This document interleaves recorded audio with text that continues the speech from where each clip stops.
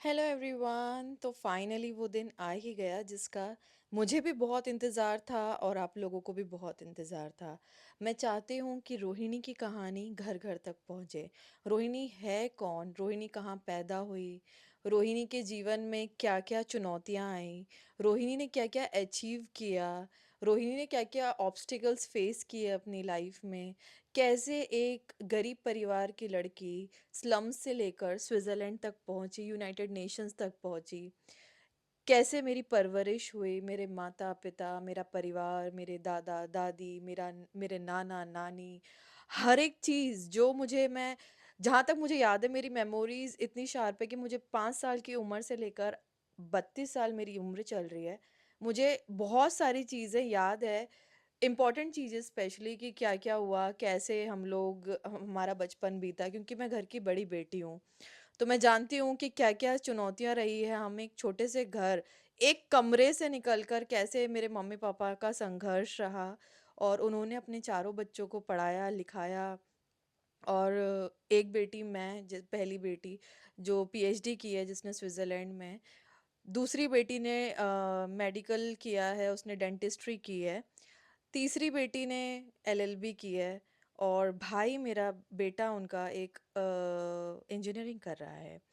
तो एक सफाई कर्मी माँ के 4 बच्चे कैसे सफल हुए? क्या-क्या चुनौतियाँ हमने फेस की, कैसे हमारी परवरिश हुई? ये वो सवाल हैं जो हर कोई मुझसे पूछता है। तो मैंने सोचा कि क्यों ना मैं इसको एपिसोड्स के माध्यम से, यूट्यूब के माध्यम से मैं घर-घर तक अपनी कहानी को पहुँचाऊँ। तो कल पहला एपिसोड रिलीज़ होगा जिसमें मैं अपने बचपन की, अपनी ज़िंदगी की बहुत सारी चीज़ें बताऊँगी।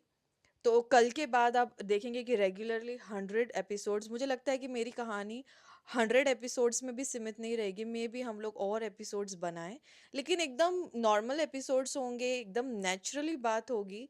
आप सबको सुनकर बहुत अच्छा आएगा। ये बात की गारंटी है कि मैं आप लोगों को बोर नहीं होने दूंगी मेरी स्टोरी से, क्योंकि वो स्टोरी मैंने जी है, वो मेरी ज़िंदगी है।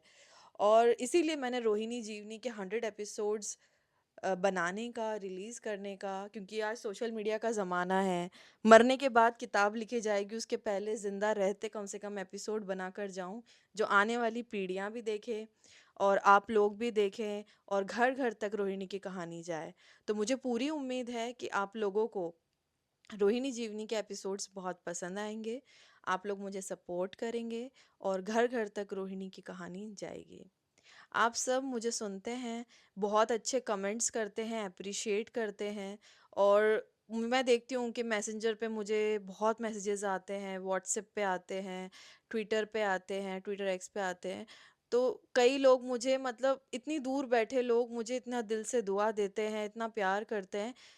वो आपके प्यार और सम्मान की बदौलत है कि आज मैं यहाँ तक हूँ और आगे भी बहुत जाऊँगी। अभी तो उम्र ही क्या है मेरी, बहुत छोटी हूँ मैं और बहुत आगे जाना है। आप लोगों का प्यार बस ऐसे ही बना रहे, आप लोग मुझे ऐसे ही सपोर्ट करते रहें। थैंक यू और वेट कीजिए कल तक का, कल का एपिसोड आपको बहुत मज़ा आने वाला है। Thank you.